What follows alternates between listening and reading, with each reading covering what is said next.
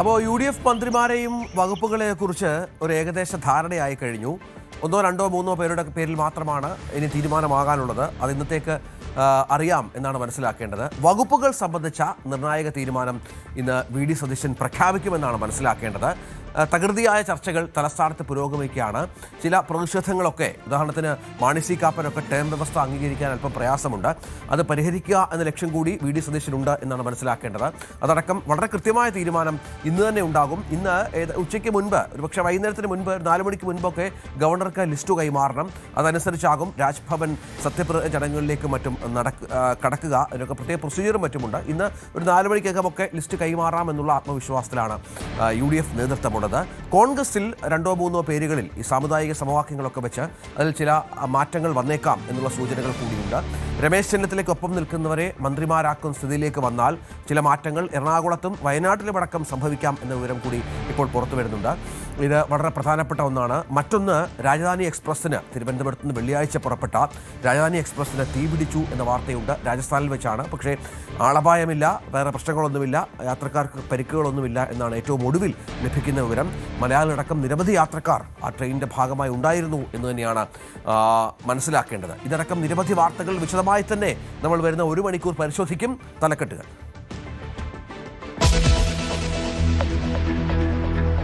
UDF മന്ത്രിമാരെ ഇന്ന് പ്രഖ്യാപിക്കും. മന്ത്രിമാരുടെ പട്ടിക ഗവർണർക്ക് കൈമാറും. മന്ത്രിസ്ഥാനം ഉറപ്പിച്ച് കോൺഗ്രസിലെ 8 പേർ. 4 പേരുടെ കാര്യത്തിൽ അവസാനവട്ട ചർച്ചകൾ. ആഭ്യന്തരം രമേശ് ചെന്നിത്തലയ്ക്ക്.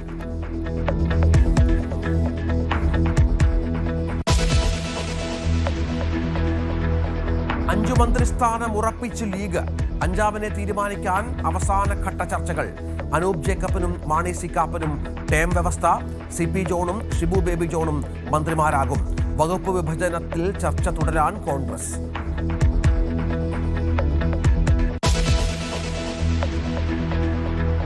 സത്യപ്രതിജ്ഞ ഗംഭീരമാക്കാൻ അവസാനവട്ട ഒരുക്കങ്ങൾ. ആവേശം പകരാൻ തമിഴ്നാട് മുഖ്യമന്ത്രി വിജയുമെത്തും. രാഹുലും പ്രിയങ്കയും പങ്കെടുക്കും. ചടങ്ങിനെത്താൻ കർണാടക, തെലങ്കാന, ഹിമാചൽ മുഖ്യമന്ത്രിമാരും.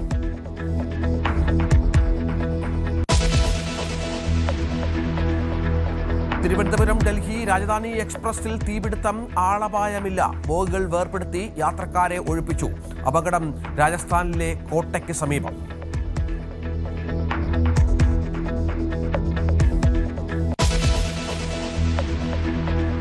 സംസ്ഥാനത്ത് വ്യാപകമായി വേനൽ മഴ. കാറ്റിനും മിന്നലിനും സാധ്യത. 7 ജില്ലകളിൽ യെല്ലോ അലേർട്ട്.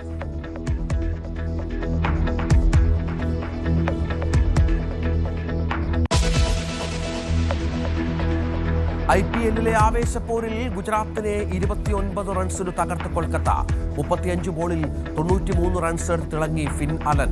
ഇന്ന് പഞ്ചാബ് ബംഗളൂരു പോരാട്ടം.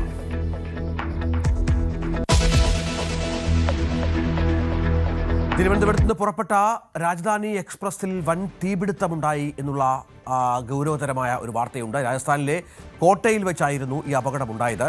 തീവണ്ടിയുടെ 2 ബോഗികൾ പൂർണ്ണമായും എഞ്ചിനും B3 കോച്ചുമാണ് B1 കോച്ചുമാണ് അപകടത്തിൽപ്പെട്ടത് എന്നാണ് നമുക്ക് ലഭിക്കുന്ന വിവരം. ആളപായമില്ല എന്നുള്ളത് ഏറ്റവും ഭാഗ്യം ചെയ്തൊരു സംഭവം തന്നെയാണ്, സംശയമില്ല. യാത്രക്കാർ അത്ഭുതകരമായി രക്ഷപ്പെടുകയായിരുന്നു എന്നാണ് ഇപ്പോൾ നമുക്ക് ലഭിക്കുന്ന വിവരം. അജയ് സുധാ ബിജു ഏറ്റവും പുതിയ വിവരങ്ങൾ പങ്കുവെക്കും. അജയ്, 2 ബോഗികൾ കത്തി നശിച്ചു പൂർണ്ണമായുമെന്നാണ് നമുക്ക് ലഭിക്കുന്ന വിവരം. ഇതെങ്ങനെയാണ് തീപിടുത്തം സംഭവിച്ചത്? വളരെ വേഗം യാത്രക്കാരെ രക്ഷിക്കാനായി എന്നാണ് മനസ്സിലാക്കേണ്ടത്, അല്ലേ? രഞ്ജിത്ത്, പ്രാഥമികമായിട്ടുള്ള വിവരം വെച്ചിട്ട് ഇന്ന് പുലർച്ചെ 5:15 ഈ അപകടം. എഞ്ചിൻ റൂമിൽ നിന്നാണ് ഇത്തരത്തിൽ ഒരു വലിയ തീപിടുത്തമുണ്ടായത്. ആദ്യം എഞ്ചിൻ റൂമിൽ ഈ തീപിടുത്തമുണ്ടായി. അത് സമീപമുണ്ടായിരുന്ന B1 കോച്ചിലേക്കും വ്യാപിക്കുകയായിരുന്നു. എന്തായാലും 2 കോച്ചും പൂർണ്ണമായി കത്തി നശിച്ചു എന്നുള്ള വിവരങ്ങളാണ് നമുക്ക് ലഭിക്കുന്നത്. 5:15 തന്നെ യാത്രക്കാരെല്ലാവരും നല്ല ഉറക്കത്തിലായിരുന്നു. എന്നാൽ നിലവിൽ നമുക്ക് ഇതുവരെ ലഭിക്കുന്ന വിവരങ്ങൾ പ്രകാരം ആർക്കും മറ്റ് പരിക്കേറ്റതായിട്ട് വിവരമില്ല. അതുപോലെ മറ്റ് അനിഷ്ട സംഭവങ്ങളൊന്നും നടന്നതായിട്ടുള്ള വിവരങ്ങൾ അല്ലെങ്കിൽ മരണം പോലെയുള്ള ഒന്നും തന്നെ നിലവിൽ റിപ്പോർട്ട് ചെയ്തിട്ടില്ല. ലോക്കോ പൈലറ്റിൻ്റെയും അതുപോലെ തന്നെ മറ്റ് ജീവനക്കാരുടെയും സംയോജിതമായിട്ടുള്ള ഇടപെടലാണ് ഇത്തരത്തിലൊരു വലിയ അപകടത്തിൽ നിന്ന് ആ യാത്രക്കാരെ രക്ഷിച്ചതെന്ന് വേണം നമുക്ക് ഇവിടെ എടുത്തു പറയാൻ. രാജസ്ഥാനിലെ കോട്ടയിൽ വെച്ചായിരുന്നു അപകടം. ഈ വെള്ളിയാഴ്ചയാണ് തിരുവനന്തപുരത്ത് നിന്ന് രാജധാനി എക്സ്പ്രസ് പുറപ്പെട്ടത്. കോട്ട റെയിൽവേ സ്റ്റേഷനിലെത്തുന്നതിന് കുറച്ചു മുൻപാണ് ഇത്തരത്തിലൊരു അപകടമുണ്ടായത്. ഒരു നഗരപ്രദേശമായതിനാൽ തന്നെ ഭാഗ്യം കൊണ്ട് പെട്ടെന്ന് തന്നെ മറ്റ് രക്ഷാപ്രവർത്തകർക്ക് ഓടിയെത്താനായി സമയോചിതമായി ആ തീ അണയ്ക്കാനായി എന്നതും ഒരു ആശ്വാസകരമായിട്ടുള്ള കാര്യമാണ്. ഇപ്പോൾ കൂടുതൽ വിവരങ്ങൾ പുറത്തു വരുന്നതേ ഉള്ളൂ. ഈ തീപിടുത്തത്തിന്റെ കാരണം ഉൾപ്പെടെ അന്വേഷണത്തിൽ കണ്ടെത്തേണ്ടതുണ്ട്. ഇപ്പോൾ ഏറ്റവും പുതിയ വിവരം അതുതന്നെയാണ്. രാജധാനി എക്സ്പ്രസിൽ വൻ തീപിടുത്തം ഉണ്ടായിരിക്കുന്നു. യാത്രക്കാർ ഒക്കെ അത്ഭുതകരമായി രക്ഷപ്പെട്ടു. മലയാളികളടക്കം നിരവധി യാത്രക്കാർ സ്ഥിരമായി ആശ്രയിക്കുന്ന ഒരു തീവണ്ടി കൂടിയാണ് രാജധാനി എക്സ്പ്രസ്. നമുക്ക് ലഭിക്കുന്ന വിവരം അനുസരിച്ച് 2 ബോഗികൾ ഇതിനകം കത്തി നശിച്ചു എന്ന് തന്നെയാണ്.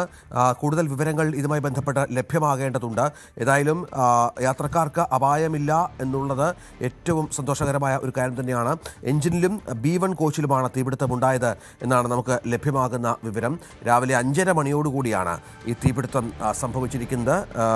എഞ്ചിനുകളിൽ നിന്ന് ബോഗികൾ പൂർണ്ണമായും വേർപെടുത്തി എന്നുള്ള വിവരം കൂടി ലഭ്യമാകുന്നുണ്ട്. ഏതായാലും നമുക്ക് കൂടുതൽ വിവരങ്ങൾ വരും നിമിഷങ്ങളിൽ ലഭിക്കും എന്ന് കരുതാം.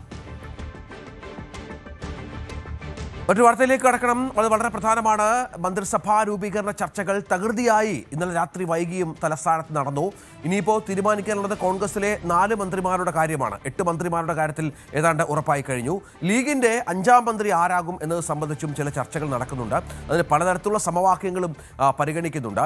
മന്ത്രിസഭയുടെ പട്ടിക ഇന്ന് ഉച്ചയ്ക്ക് 2 മണിക്ക് ഗവർണർ കൈമാറും എന്നാണ് ഏറ്റവും ഒടുവിൽ ലഭിക്കുന്ന വിവരം. കോൺഗ്രസിന് മുഖ്യമന്ത്രി ഉൾപ്പെടെ 12ഉം മുസ്ലിം ലീഗിന് 5ഉം മന്ത്രിമാർ ഉണ്ടാകും എന്നാണ് നമുക്ക് ലഭിക്കുന്ന വിവരം. എന്നാൽ ഇക്കാര്യത്തിൽ കോൺഗ്രസ് ലീഗിന് ഉറപ്പ് നൽകിയിട്ടില്ല എന്ന് ചില സൂചനകൾ കൂടി പുറത്തുവിടുന്നുണ്ട്.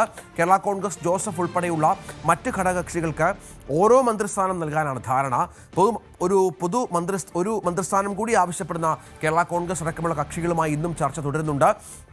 തിരുവനന്തപുരത്ത് നിന്ന് VV അരുൺ, കൊച്ചിയിൽ നിന്ന് ഡാനി പോൾ, കോട്ടയത്ത് നിന്ന് ശ്രീത്ത്, മലപ്പുറത്ത് നിന്ന് അനുമോദ്, കോഴിക്കോട് നിന്ന് MS അനീഷ് കുമാർ എന്നിവർ ഏറ്റവും പുതിയ വിവരങ്ങളുമായി ചേരും. അനീഷ്, ക്ഷമിക്കണം, VV അരുണിലേക്ക് ആദ്യം പോകണം. അരുണ്, ഇപ്പോൾ 8 മന്ത്രിമാരുടെ കാര്യത്തിൽ ഏതാണ്ട് ധാരണയായിട്ടുണ്ട് എന്ന് വേണം മനസ്സിലാക്കാൻ. അതിലൊരു ലിസ്റ്റുണ്ട്. ഇന്നലെ മുതൽ നമ്മൾ പുറത്തുവിടുന്ന ലിസ്റ്റുണ്ട്. ഇനിയിപ്പോൾ മറ്റു മന്ത്രിമാരെ കുറിച്ചാണ്. അതിന് നിരവധിയായ സാമുദായിക സമവാക്യങ്ങൾ പരിഗണിക്കേണ്ടതുണ്ട്. മുസ്ലിം വിഭാഗത്തിൽ നിന്ന് ഒരു മന്ത്രി വരണം. അതിപ്പോൾ ഷാനിമോൾ ഉസ്മാനാണോ T സിദ്ദീഖാണോ എന്ന കാര്യത്തിലൊക്കെ തീരുമാനമുണ്ടാകണം. രമേശ് ചെന്നിത്തല ആവശ്യങ്ങൾ വളരെ പ്രധാനമാണ്. IC ബാലകൃഷ്ണനായി രമേശ് ചെന്നിത്തല ഉറച്ചു നിൽക്കുന്നു എന്നറിയുന്നു. അങ്ങനെയാണെങ്കിൽ സിദ്ദീഖിന്റെ സാധ്യത മങ്ങും. അങ്ങനെ ഒരുപാട് ഘടകങ്ങൾ പരിശോധിച്ച് തീരുമാനമെടുക്കേണ്ടതിൻ്റെ ഏറ്റവും ഒടുവിലത്തെ ഉത്തരവാദിത്വം സതീശന് തന്നെയാണ്. ഇന്നിപ്പോൾ രാവിലെ മുതൽ തന്നെ സ്വാഭാവികമായും ചർച്ചകൾ തുടങ്ങി കാണുമല്ലോ.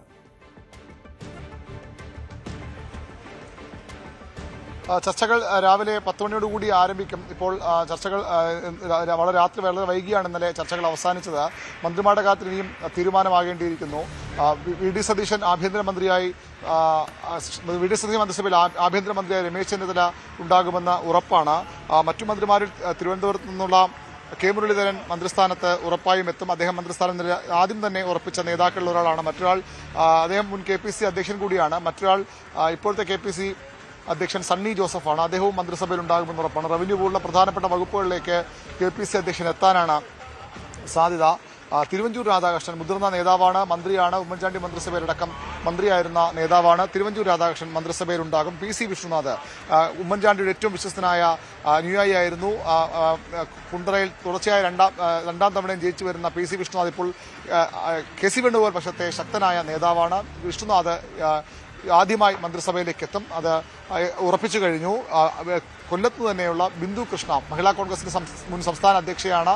നിരവധി തെരഞ്ഞെടുപ്പുകൾ മത്സരിച്ചു. പക്ഷേ ഇത്തവണ അവർ കൊല്ലത്ത് വലിയ ഭൂരിപക്ഷത്തിൽ ജയിച്ചു വന്നു. ബിന്ദു കൃഷ്ണ വനിതാ പ്രാതിനിധ്യമായി VD സതീശൻ മന്ത്രിസഭയിൽ ഉറപ്പിച്ചു കഴിഞ്ഞു.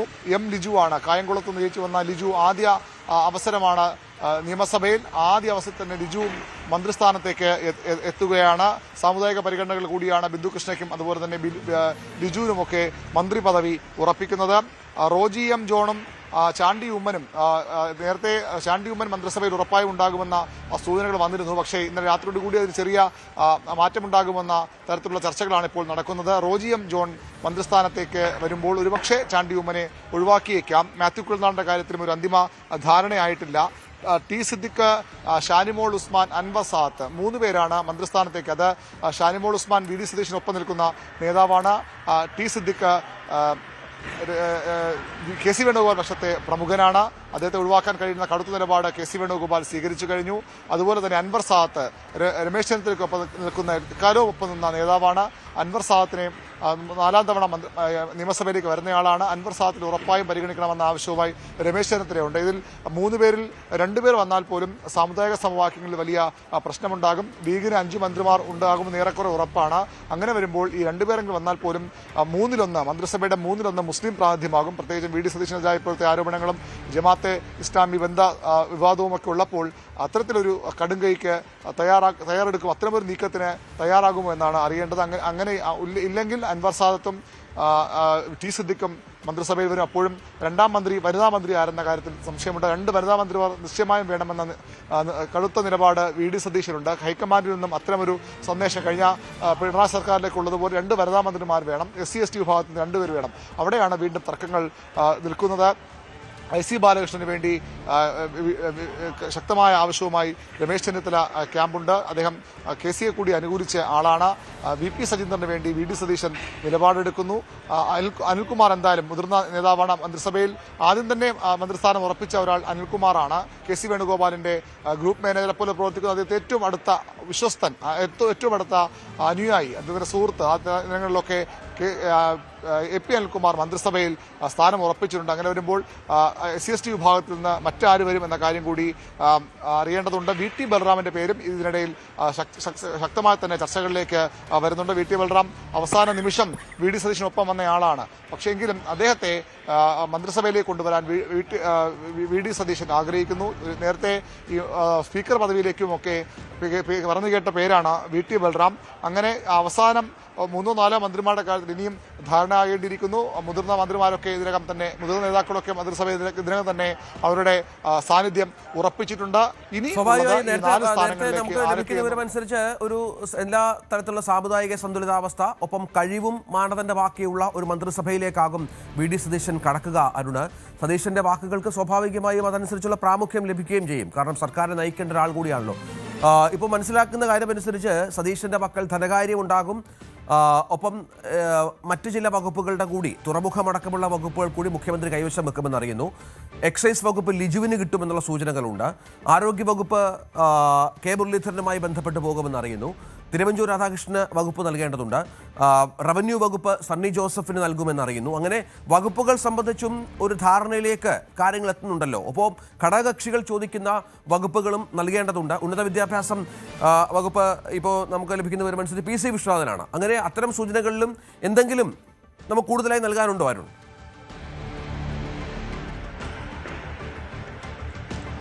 തീർച്ചയായിട്ടും ഈ വകുപ്പുകളുടെ കാര്യത്തിൽ രമേശ് ചെന്നിത്തല സ്വാഭാവികമായും ആഭ്യന്തരം ഉറപ്പിച്ചു കഴിഞ്ഞു. വിജിലൻസും കൂടി അദ്ദേഹം നൽകുമെന്ന സൂചനകളാണ് ഇപ്പോൾ ലഭിക്കുന്നത്.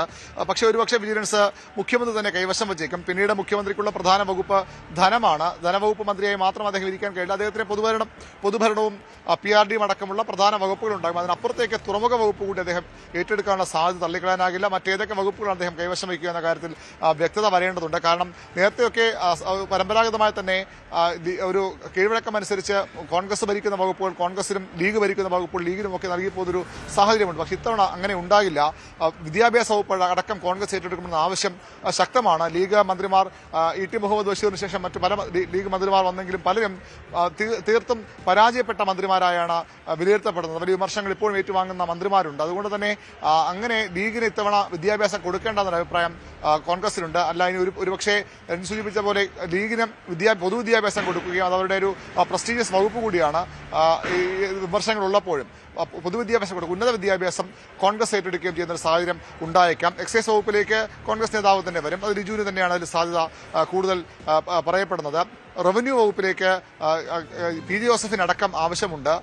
അവർക്ക് നേരത്തെ കൊടുത്ത വകുപ്പുകൾ മാത്രം പോരാ, റവന്യൂ വകുപ്പ് വേണമെന്ന ആവശ്യം അവർക്കുണ്ട്. പക്ഷേ അത് സണ്ണി ജോസഫിന്, KPC അധ്യക്ഷനെ, കോൺഗ്രസിന്റെ പ്രധാനപ്പെട്ട മുതിർന്ന നേതാവിന് ആ പദവി മാറ്റിവെക്കാനാണ് സാധ്യത. ആരോഗ്യം, അതുപോലെ തന്നെ ദേവസ്വം വകുപ്പുകൾ കെ മുരളീധരൻ നൽകിയിരിക്കുമെന്ന സൂചനയുണ്ട്. നേരത്തെ വി ഡി സതീശൻ ആഭ്യന്തരമന്ത്രി സ്ഥാനം കൂടി ഏറ്റെടുത്താൽ ആ പ്രധാനപ്പെട്ട ധനവകുപ്പ് പോലെയുള്ളത് കെ മുരളീധരൻ നൽകാൻ ആലോചിച്ചിരുന്നു. പക്ഷേ ഇപ്പോൾ അങ്ങനെ ഉണ്ടാകില്ല. അദ്ദേഹം ആരോഗ്യ വകുപ്പ് മന്ത്രിയാകാനുള്ള സാധ്യത, ദേവസ്വം കൂടി ഒരു പക്ഷേ അദ്ദേഹത്തിന് നൽകാൻ സാധ്യതയുണ്ട്. പൊതുമരാമത്ത് വളരെ പ്രധാനപ്പെട്ട വകുപ്പാണ് സംസ്ഥാനത്ത് ഇപ്പോൾ, പ്രത്യേകിച്ച് കേന്ദ്ര സർക്കാരുമായൊക്കെ നിരന്തര ബന്ധം വേണ്ട ഒരു വകുപ്പ്.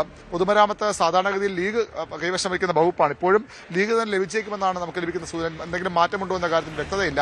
കഴിഞ്ഞ തവണത്തെ പോലെ ആയിരിക്കില്ല, ഇതുവരെയുള്ളത് പോലെ ആയിരിക്കില്ല ഒരു കൃത്യമായ മാറ്റം അഴിച്ചുപണി വകുപ്പുകൾ ഉണ്ടാകുമെന്ന സൂചന തന്നെ ലഭിക്കുന്നത്. ഷിബു ബേബി ജോണിന്റെ RSPക്ക് സാധാരണ തൊഴിൽ വകുപ്പ് നൽകാറുണ്ട്. പക്ഷേ ഇത്തവണ അവർക്ക് അത് വേണ്ട. അവർക്ക് ജലവകുപ്പും ടൂറിസം ഒക്കെയാണ് അവർ ആവശ്യപ്പെടുന്നത്. അതും നൽകുമോ എന്ന കാര്യത്തിൽ വ്യക്തതയില്ല. ടൂറിസം ഏതായാലും നൽകാൻ ഇടയില്ല. ജലവിഭവ വകുപ്പ് പി ജോസഫ് നൽകാം എന്ന ഒരു ധാരണയാണ് ഉണ്ടായിരിക്കുന്നത്. കൃഷി വകുപ്പ് കേരള കോൺഗ്രസ് ചോദിക്കുന്നുണ്ട്. പക്ഷേ അതും വിട്ടു നൽകാൻ കോൺഗ്രസ് നേതൃത്വം തയ്യാറല്ല. ക്ഷമിക്കണം, കേരള കോൺഗ്രസ് നൽകുമോ എന്ന കാര്യത്തിൽ വ്യക്തതയില്ല. ഏതായാലും അത്തരത്തിൽ പല പ്രധാനപ്പെട്ട വകുപ്പുകൾ സംബന്ധിച്ചും ഇപ്പോഴും ആശയക്കുഴപ്പങ്ങൾ നിലനിൽക്കുന്നു. ഇന്ന് ഉച്ചയോടുകൂടി ഏതായാലും മന്ത്രിമാരുടെ കാര്യത്തിൽ തീരുമാനമുണ്ടാക്കും. ലീഗിന് 5 മന്ത്രിമാർ എന്ന നിലയിൽ തന്നെയാണ് ഇപ്പോൾ കാര്യങ്ങൾ പോകുന്നത്. 4 ഒതുക്കാൻ കോൺഗ്രസ് പരമാവധി ശ്രമിക്കുന്നു. പക്ഷേ അത് അത്ര എളുപ്പമെന്ന് കരുതാനാകില്ല. രാവിലെ 9 മണിക്ക് ലീഗിന്റെ നിയമസഭാ കക്ഷി യോഗം തിരുവനന്തപുരത്ത് പാണക്കാട് ഹാളിൽ ചേരുന്നുണ്ട്. അവരുടെ കക്ഷി നേതാവിനെയും അതുപോലെ തന്നെ മന്ത്രിമാരെയും ഒക്കെ ഒരുപക്ഷെ പ്രഖ്യാപിച്ചേക്കും. 4 മന്ത്രിമാർ അവർ ഉറപ്പിക്കുന്നു. 5-ാം മന്ത്രിയും ലഭിക്കുമെന്ന് ഉറച്ച പ്രതീക്ഷത്തിനാണ് ലീഗ് ഈ ഘട്ടത്തിൽ മുന്നോട്ട് പോകുന്നത്. ലീഗിനെ അങ്ങനെ പിണക്കാൻ കോൺഗ്രസ് തയ്യാറാവുകയുമില്ല. അങ്ങനെ ലീഗ് 5 മന്ത്രിമാർ വന്നാൽ കേരള കോൺഗ്രസിന് ഒരു ക്യാബിനറ്റ് പദവി കൂടി നൽകും. ലീഗിന് 4 മന്ത്രിമാർ പ്ലസ് ഒരു ക്യാബിനറ്റ് റാങ്ക്, ഡെപ്യൂട്ടി സ്പീക്കറോ അല്ലെങ്കിൽ ഒരു ക്യാബിനറ്റ് പദവി നൽകാനുള്ള ആലോചനയും നടന്നിരുന്നു. പക്ഷേ 5 മന്ത്രിമാർ വേണമെന്ന ആവശ്യത്തിൽ അവർ ഉറച്ചു നിൽക്കുകയാണ്. അതുകൊണ്ട് തന്നെ അത്തരത്തിൽ അവരെ പിണക്കിക്കൊണ്ട് നീക്കം ഉണ്ടാകില്ല. കേരള കോൺഗ്രസിന് ഒരു മന്ത്രിയെ മാത്രമേ നൽകുകയുള്ളൂ. അതിനൊപ്പം ചീഫ് വിപ്പോ അല്ലെങ്കിൽ ഏതെങ്കിലും ഒരു ക്യാബിനറ്റ് റാങ്കോ. അതാണ് സാഹചര്യം.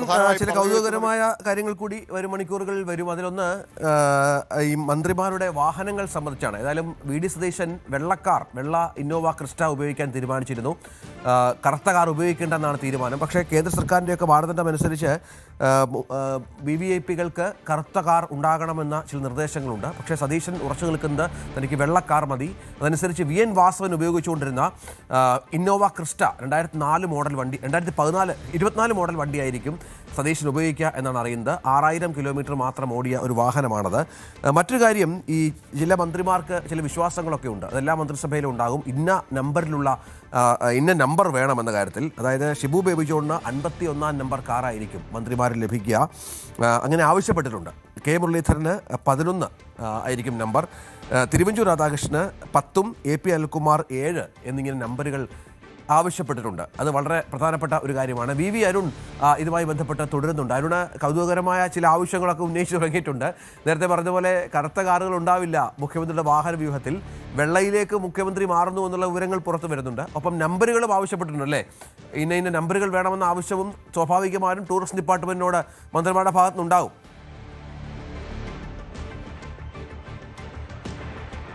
രഞ്ജിത്ത്, വാഹനങ്ങളുടെ കാര്യത്തിൽ നേരത്തെ കോൺഗ്രസിന്റെ ഒരു പ്രചരണമായിരുന്നു, കോൺഗ്രസ് സൈബർ സംഘങ്ങളുടെ ഒരു പ്രചരണമായിരുന്നു കറുത്ത കാർ ഉപേക്ഷിക്കും, പിണറായി വിജയന്റെ കാറ് അത് കുപ്രസിദ്ധമായ കാറാണ്, ഉപേക്ഷിക്കുമെന്ന ഒരു പ്രചരണമുണ്ടായിരുന്നു. പക്ഷേ അതങ്ങനെ ഉണ്ടാകില്ല. VD സതീശന് 2 വാഹനങ്ങളാണ് ടൂറിസം വകുപ്പ് അനുവദിച്ചിട്ടുള്ളത്. അത് ഒന്ന് വെള്ള ഇന്നോവ കാർ. അത് നേരത്തെ VN വാസവൻ ഉപയോഗിച്ചിരുന്ന കാറാണ്. ആ കാറാണത് നൽകാൻ കാരണം ഏറ്റവും കുറച്ച് ഓടിയ കാർ അതാണ്. ഏറ്റവും പുതിയ കാർ, സർക്കാരിൻ്റെ മന്ത്രിമാർക്ക് നൽകിയ കാറുകൾ, ടൂറിസം വകുപ്പിന് പക്കലുള്ള കാർ, ഏറ്റവും കുറച്ച് ഓടിയ കാറ് VN വാസവൻ്റെ കാറാണ്. ആ വൈറ്റ് ഇന്നോവ അത് VD സതീശൻ നൽകും. അതിനൊപ്പം മുഖ്യമന്ത്രി ആയിരുന്ന പിണറായി വിജയൻ ഉപയോഗിച്ചിരുന്ന ബ്ലാക്ക് ഇന്നോവയും മുഖ്യമന്ത്രി VD സതീശന് നൽകാനാണ് തീരുമാനം. 2 വാഹനങ്ങൾ അദ്ദേഹത്തിനുണ്ടാകും. ഒരു വാഹനം കൂടി മുഖ്യമന്ത്രി പിണറായി വിജയൻ ഉണ്ടായിരുന്നു. അത് പക്ഷേ കിയയുടെ ഒരു വാഹനമാണ്. അത് വാഹനശേഖരത്തിലേക്ക് അല്ലെങ്കിൽ മുഖ്യമന്ത്രിയുടെ വാഹനത്തിലേക്ക് ഉൾപ്പെടുത്തിയിട്ടില്ല. പകരം 2 വാഹനങ്ങൾ VN വാസവൻ ഉപയോഗിച്ചിരുന്ന വൈറ്റ് ഇന്നോവയും അതുപോലെ തന്നെ പിണറായി വിജയൻ ഉപയോഗിച്ചിരുന്ന ബ്ലാക്ക് ഇന്നോവയും നൽകുന്നുണ്ട്. ആ ബ്ലാക്ക് ഇന്നോവ ഒഴിവാക്കത്തിന് പ്രധാന കാരണം ആ ബ്ലാക്ക് ഇന്നോവ സ്വാഭാവികമായും പുതിയ വാഹനമാണ്. അതുകൊണ്ട് തന്നെ അത് ഒഴിവാക്കാൻ പൂർണ്ണമായും അത് ഈ മന്ത്രിമാരുടെ വാഹനങ്ങൾ ഒഴിവാക്കാൻ കഴിയില്ല. അങ്ങനെ വന്നാൽ ആർക്കെങ്കിലും ഒരാൾക്ക് നൽകേണ്ടി വരും. ഏതെങ്കിലും ഒരു മന്ത്രിക്ക് അത് ലഭിക്കുമ്പോൾ എങ്ങനെയാ മന്ത്രിമാർക്ക് നൽകിയെന്ന ചോദ്യം വരും. അതുകൊണ്ട് തന്നെ അതിലൊരു തർക്കമൊന്നും ഉണ്ടാകാതിരിക്കാൻ വേണ്ടി മുഖ്യമന്ത്രിക്ക് തന്നെ വാഹനം നൽകുകയാണ്. അങ്ങനെ കറുത്ത ഇന്നോവയ്ക്കും വെളുത്ത ഇന്നോവയ്ക്കും കറുത്ത ഇന്നോവ കൂടി VD സതീശൻ ഉണ്ടാകും. മാറിയാകും അദ്ദേഹം ഉപയോഗിക്കുക. അത് വേണ്ട എന്ന് അദ്ദേഹം ഇതുവരെ പറഞ്ഞിട്ടുമില്ല. അതാണ് സാഹചര്യം. നമുക്കിനി ഡാനി പോളിലേക്ക് ഒന്ന് പോകണം. ഡാനി, ഇപ്പോൾ കൊച്ചിയിലേക്ക് വന്ന പൂർണ്ണമായും MLA-മാരെ മുഴുവൻ വിജയിപ്പിച്ച ഒരു ജില്ലയാണ്. സ്വാഭാവികമായും കൂടുതൽ പ്രാതിനിധ്യം എറണാകുളം ആവശ്യപ്പെടും. സതീശൻ്റെ ജില്ല കൂടിയാണ്. അവിടെ അൻവർ സാദത്തിൻ്റെ പേര് കേൾക്കുന്നുണ്ട്. മറ്റാരൊക്കെയാണ് മന്ത്രിസ്ഥാനത്തേക്ക് പരിഗണനയിൽ? ക്ലെയിമുള്ള ഒരുപാട് ആളുകളുണ്ട്, സീനിയറായിട്ടുള്ള നിരവധി ആളുകളുണ്ട്. അപ്പോൾ വിനോദിന് TJ വിനോദിന് വേണ്ടി രമേശ് ചെന്നിത്തല വാദിക്കുന്നു എന്ന വിവരങ്ങൾ പുറത്തു വരുന്നു. എന്താണ് കൊച്ചിയിൽ, എറണാകുളം ജില്ലയിൽ നിന്ന് നമുക്ക് ലഭിക്കുന്ന ഏറ്റവും പുതിയ വിവരം മന്ത്രിസ്ഥാനങ്ങൾ സംബന്ധിച്ച്?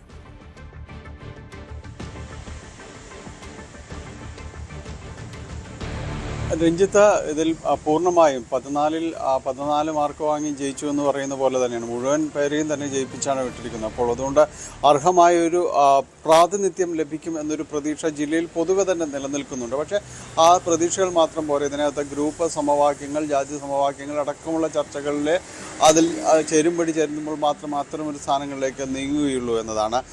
നിലവിൽ രമേശ് ചെന്നിത്തലയുടെ ഒരു വാദമുഖങ്ങളിൽ വലിയ പ്രധാന പേരുകളായി എടുത്തു കാണിക്കുന്നത് അൻവർ സാദത്തിൻ്റെയും അതോടൊപ്പം തന്നെ TJ വിനോദിൻ്റെയും പേരുകളാണ്. TJ വിനോദ് എറണാകുളം മണ്ഡലത്തിൽ നിന്നും, അൻവർ സാദത്ത് ആലുവ മണ്ഡലത്തിൽ നിന്നുമാണ്. അൻവർ സാദത്ത് തുടർച്ചയായി 4 തവണ അദ്ദേഹം വിജയം കഴിഞ്ഞിരിക്കുന്നു. അപ്പോൾ തുടർച്ചയായി വിജയിച്ചു വരുന്ന ഒരാളെന്ന രീതിയിലെല്ലാം തന്നെ പരിഗണിക്കപ്പെടേണ്ട, സീനിയറായ ഒരാളെന്ന രീതിയിലെല്ലാം തന്നെ പരിഗണിക്കപ്പെടുന്നു എന്നാണ് മനസ്സിലാക്കുന്നത്. പക്ഷേ അപ്പോഴും അവിടെയും ഈ മുസ്ലിം ലീഗിലെ 5 മന്ത്രിമാർ, അതോടൊപ്പം തന്നെ കോൺഗ്രസിൽ നിന്ന് മന്ത്രിസ്ഥാനത്തേക്ക് ഷാനിമ ഉസ്മാൻ അടക്കം പരിഗണിക്കപ്പെടുന്ന ഒരു സാഹചര്യം നിലവിലുണ്ട്. അവിടെ ഒരു ജാതി സമവാക്യങ്ങളിൽ ചേരുംപടികൾ അൻവർ സാദത്തിന് ഒരുപക്ഷെ തിരിച്ചടി ആയേക്കാമെന്ന ചില വിലയിരുത്തലുകളുണ്ട്. TJ വിനോദിനെ ലത്തീൻ സമുദായ അംഗമെന്ന രീതിയിലും എല്ലാം തന്നെ പരിഗണിക്കപ്പെടുന്നു. പക്ഷേ അതേ പേരുകൾ അപ്പുറത്ത് വിൻസെൻ്റ് അടക്കമുള്ള പേരുകൾ ഉയർന്നു വന്നേക്കാമെന്ന സൂചനകൾ വരുന്നു. എന്തായാലും അത്തരം കാര്യങ്ങൾ കുറച്ചുകൂടി ചർച്ചകളിലേക്ക് ചെന്നാൽ മാത്രമേ നമുക്ക് മനസ്സിലാകാനായിട്ട് സാധിക്കുകയുള്ളൂ.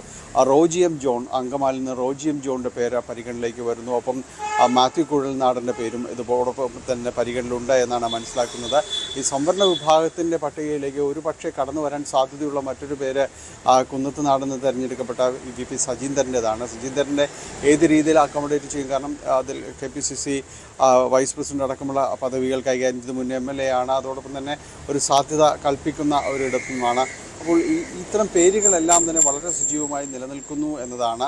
അത് ഏത് രീതിയിൽ ഇനി അത് അക്കോമഡേറ്റ് ചെയ്യും എന്നതെല്ലാം തന്നെ പരിശോധിക്കപ്പെടേണ്ടതുണ്ട്.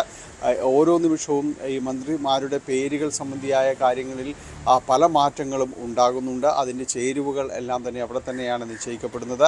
ഇത് ഏത് രീതിയിലാണ് പരിഗണിക്കപ്പെട്ടു പോകുന്നത്, ഇവരുടെ ഒരു ഗ്രൂപ്പ് മാനേജർമാർ എങ്ങനെയെല്ലാം തന്നെ വാദിക്കുന്നു എന്നതെല്ലാം ഇതിൽ വളരെ പ്രത്യേകത ഉള്ളത് തന്നെയാണ്. ഏതായാലും ഇത്തരം പേരുകൾ പോകുമ്പോൾ അതിനൊപ്പം തന്നെ ലീഗിലെ ഒരു മന്ത്രി എന്ന രീതിയിൽ അബ്ദുൽ ഗഫൂർ, കളമശ്ശേരിയിൽ നിന്ന് ജയിച്ച അബ്ദുൽ ഗഫൂറിന് ഒരു സ്ഥാനം ഏതാണ്ട് ഉറപ്പിച്ചു എന്ന രീതിയിൽ തന്നെയാണ് അവിടെ നിന്നുള്ള ഒരു പ്രചരണം മനസ്സിലാക്കുന്നത്. അതുകൊണ്ട് അങ്ങനെയെങ്കിൽ കളമശ്ശേരി മണ്ഡലത്തിൽ കഴിഞ്ഞ തവണ ഇടത് സഭയിൽ P രാജീവ് പ്രതിദാനം ചെയ്തിരുന്നു. അദ്ദേഹം മന്ത്രിയായിരുന്നു. കളമശ്ശേരി മണ്ഡലത്തിന് തുടർച്ചയായി ഒരു മന്ത്രിസ്ഥാനം ലഭിക്കുമോ എന്നൊരു ആകാംക്ഷ അവിടെയുണ്ട്. ഏതായാലും ജില്ലയ്ക്ക് അർഹമായൊരു പ്രാതിനിധ്യം ലഭിക്കുമെന്ന പ്രതീക്ഷ തന്നെയാണ് നിലവിലുള്ളത്.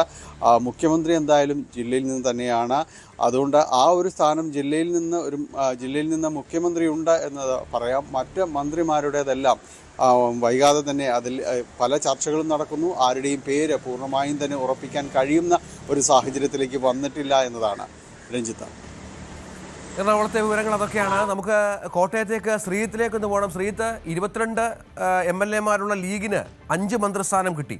അപ്പോൾ 7 MLA-മാരിൽ ഞങ്ങൾക്ക് 2 മന്ത്രിസ്ഥാനമെങ്കിലും വേണ്ടേ എന്ന കേരള കോൺഗ്രസിൻ്റെ ചോദ്യം സ്വാഭാവികമാണ്, ന്യായമുള്ള ചോദ്യവുമാണ്. പക്ഷെ തൽക്കാലം അതിനുള്ള സാധ്യതയില്ല.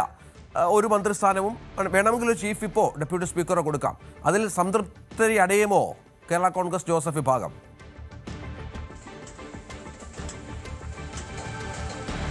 രഞ്ജിത്ത്, ഈ തുടക്കത്തിൽ അങ്ങനെയായിരുന്നു വിവരങ്ങൾ. പ്രത്യേകിച്ച് ഈ PJ ജോസഫ് ഒരു മന്ത്രിസ്ഥാനത്തിൽ ഒതുങ്ങും, ഒരു ഡെപ്യൂട്ടി സ്പീക്കർ അല്ലെങ്കിൽ ചീഫ് വിപ്പ് സ്ഥാനം, ഇതിൽ ഉണ്ണിയാടനെ പരിഗണിക്കും എന്നുള്ളതായിരുന്നു. പക്ഷെ പിന്നീട് ആണ് ഈ സാഹചര്യങ്ങൾ മാറിയത്. പാർട്ടിയിലെ പല ആലോചനകളുടെ ഭാഗമായി 2 മന്ത്രിസ്ഥാനം വേണം എന്ന നിലപാടിലേക്ക് PJ ജോസഫ് എത്തുകയായിരുന്നു. ഈ PJ ജോസഫിനെ സംബന്ധിച്ച് നമുക്കറിയാം, ചില നിലപാടുകൾ പറഞ്ഞാൽ അതിൽ വലിയ കടുംപിടുത്തം ഉള്ള ആളാണ്, അതിൽ വിട്ടുവീഴ്ച ചെയ്യാത്ത ആളാണ്. പക്ഷേ ഈ നിയമസഭാ തെരഞ്ഞെടുപ്പിൽ 10 സീറ്റ് തന്നെ വേണമെന്ന ആവശ്യം അദ്ദേഹം പലതവണ ഉന്നയിച്ചെങ്കിലും ഏറ്റവും ഒടുവിൽ 8 സീറ്റിലേക്ക് അദ്ദേഹം തൃപ്തിപ്പെടുന്നത് നമ്മൾ കണ്ടതാണ്.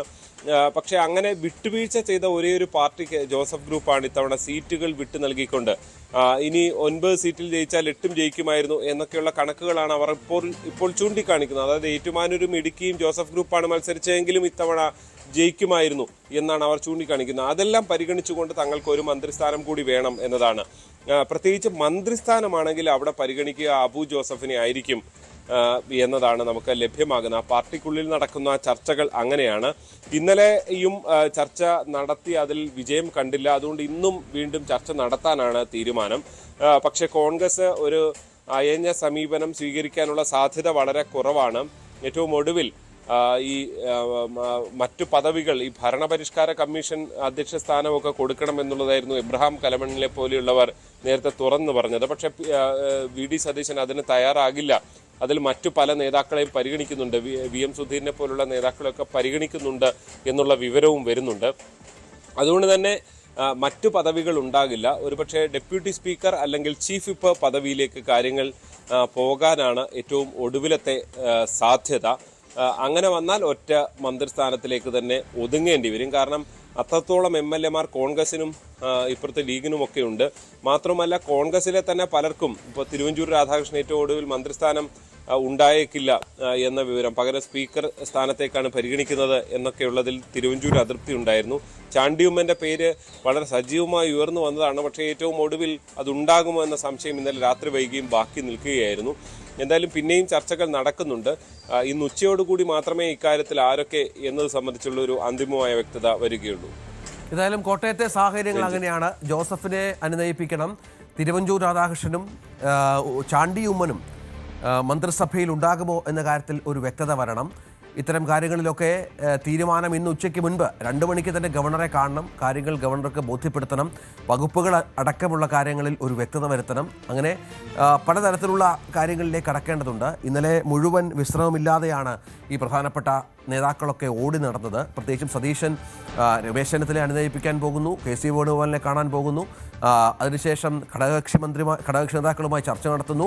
സ്വന്തം പാർട്ടിയിലെ മന്ത്രിസ്ഥാനം മോഹിക്കുന്നവരെ കാണുന്നു. അങ്ങനെ 1 ഡസനിലധികം ആളുകൾ അവിടെ തിരുവനന്തപുരത്ത് കുറേ ദിവസങ്ങളായി ക്യാമ്പ് ചെയ്ത് MLA-മാർ, അത് മന്ത്രിസ്ഥാന മോഹികളായ MLA-മാർ ക്യാമ്പ് ചെയ്ത് സതീഷിനൊപ്പം നിൽക്കുന്നുണ്ട്. അവരിലൊക്കെ എല്ലാവരെയും തൃപ്തിപ്പെടുത്തുക എന്നുള്ള വളരെ പ്രധാനപ്പെട്ട ഒരു കടമ്പ അത് ഇന്നിപ്പോൾ പൂർത്തിയാക്കണം വളരെ വേഗം. നേരത്തെ അരുൺ പറഞ്ഞ പോലെ 10 മണിക്കെങ്കിലും ചർച്ച ആരംഭിക്കും. 2 മണിക്ക് മുമ്പ് ഈ ലിസ്റ്റ് രാജ്ഭവനിൽ എത്തിക്കണം. അതിനുശേഷം വേണം രാജ്ഭവന് ഇതുമായി ബന്ധപ്പെട്ട പേപ്പർ വർക്കുകളൊക്കെ ആരംഭിക്കാനും മറ്റും. ഇനി സമയമില്ല. നാളെ 10 മണിക്കാണ് സത്യപ്രതിജ്ഞ സെൻട്രൽ സ്റ്റേഡിയത്തിൽ നിശ്ചയിച്ചിരിക്കുന്നത്. ഏതാണ്ട് 8 മന്ത്രിമാരുടെ കാര്യത്തിൽ ധാരണയായിട്ടുണ്ട് എന്നാണ് കോൺഗ്രസുമായി ബന്ധപ്പെട്ട് നമുക്ക് ലഭ്യമാകുന്ന വിവരം. മറ്റൊന്ന്, ഇപ്പോൾ മറ്റൊരു വിവരം പുറത്തു വരുന്നത് 5ാം മന്ത്രിസ്ഥാനം ലീഗിന് കിട്ടുമോ എന്ന കാര്യത്തിൽ ഒരു വ്യക്തതയില്ല. ഒരുപക്ഷെ 4ഉം ഒരു MK മുനീറിന് വേണ്ടി മറ്റൊരു സ്ഥാനവും മാറ്റിവെച്ചേക്കാം. തിരുവഞ്ചൂർ രാധാകൃഷ്ണനെ സ്പീക്കറാക്കാനുള്ള എല്ലാ സാധ്യതകളുമുണ്ട്. അങ്ങനെയാണെങ്കിൽ ഒരാൾ കൂടി മന്ത്രി പദവിയിലേക്ക് പരിഗണിക്കപ്പെടുന്ന പശ്ചാത്തലമുണ്ടാകാം. അങ്ങനെ ഒരുപാട് കാര്യങ്ങളിൽ ഇന്ന് തന്നെ ധാരണയിലെത്തണം. അതിനുള്ള തകൃതിയായ ഓട്ടത്തിലാണ് ഇന്ന് KPCC പ്രസിഡന്റും ഒപ്പം മുൻ പ്രതിപക്ഷ നേതാവായി ഇപ്പോഴും സ്ഥാനം വഹിക്കുന്ന സതീശനും നിയുക്ത മുഖ്യമന്ത്രി സതീശനും അടക്കമെന്നാണ് മനസ്സിലാക്കേണ്ടത്. ഏതായാലും കാത്തിരുന്ന് കാണാം എന്താകും UDF-ൽ ഉരുത്തിരിഞ്ഞു വരുന്ന ഫോർമുല. നേരത്തെ പറഞ്ഞ പോലെ അനുഭവ സമ്പത്തും പുതുമുഖങ്ങളും കഴിവുമൊക്കെ മാനദണ്ഡമാക്കിയാകും ഒരു മന്ത്രിസഭാ രൂപീകരണത്തിൽ സതീശനെത്തുക. എല്ലാ പേരുദോഷങ്ങളും മാറ്റിവെച്ച് ഇനിയൊരു ജനത്തിനെ ക്ഷമ നശിപ്പിക്കാതെ വളരെ വേഗം കാര്യങ്ങളിലേക്ക് കടക്കുകയും ജനപ്രിയമായ നടപടികൾ സ്വീകരിക്കുകയും മറ്റും വേണം. അതനുസരിച്ചുള്ള നീക്കങ്ങൾ കോൺഗ്രസിൻ്റെ പ്രത്യേകിച്ച് മുഖ്യമന്ത്രിയുടെ ഭാഗത്തു നിന്ന് ഉണ്ടാകും എന്ന് വേണം നമുക്ക് കരുതാൻ. VV അരുൺ കൊച്ചിയിൽ നിന്ന് വിവരങ്ങൾ പങ്കുവെക്കുന്നു. തിരുവനന്തപുരത്ത് നിന്ന് ഡാനി പോൾ കൊച്ചിയിൽ നിന്ന്, G ശ്രീജിത്ത് കോട്ടയത്ത് നിന്ന് വിവരങ്ങൾ പങ്കുവെക്കുന്നു. VV അനുമോദ് അല്പസമയത്തിനകം തന്നെ ചേരും മലപ്പുറത്ത് നിന്ന്.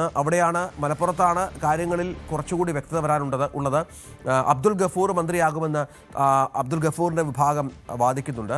മറുവശത്ത് PK ബഷീറിനെ പോലെയുള്ള മുതിർന്ന നേതാക്കൾക്ക് മന്ത്രിസ്ഥാനം ആഗ്രഹിക്കുന്നു.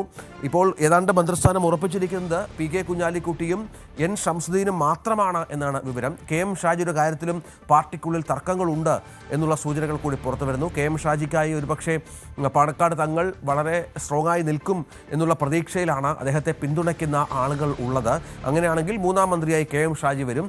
4ാമത്തെ മന്ത്രി ആര് എന്ന കാര്യത്തിലും 5ാമത് മന്ത്രിസ്ഥാനം കിട്ടിയാൽ ആര് എന്ന കാര്യത്തിലും ഒരു വ്യക്തതയും സൂചനയും വന്നിട്ടില്ല. CV അനുമോദ് ഇതുമായി ബന്ധപ്പെട്ട ഏറ്റവും പുതിയ വിവരങ്ങളുമായി ചേരും എന്നാണ് മനസ്സിലാക്കേണ്ടത്. ലീഗിന് 5 മന്ത്രിസ്ഥാനമോ അതോ 4 മന്ത്രിസ്ഥാനവും മറ്റൊരു പ്രധാനപ്പെട്ട പദവിയോ എന്നതാണ് ഇപ്പോൾ മനസ്സിലാക്കേണ്ടത്. അനുമോദ്, ലീഗ് ശക്തമായി തന്നെ 5 മന്ത്രിസ്ഥാനം വേണമെന്ന് ആവശ്യപ്പെടുന്നുണ്ട്. പക്ഷേ പുതിയ ഇക്വേഷനൊക്കെ അനുസരിച്ച് ഒരുപക്ഷെ 4ലേക്ക് ഒതുക്കി മറ്റൊരു പ്രധാനപ്പെട്ട ഭരണഘടനാ പദവി നൽകുക എന്ന നിലയിലേക്ക് വന്നേക്കാം. ഒപ്പം ഈ മന്ത്രിമാർ ആര് എന്ന കാര്യത്തിൽ ഇപ്പോഴും ഒരു അനിശ്ചിതത്വം പാർട്ടിക്കുള്ളിൽ ഉണ്ട് എന്നുള്ള സൂചനകൾ കൂടി പുറത്തു വരുന്നുണ്ട്.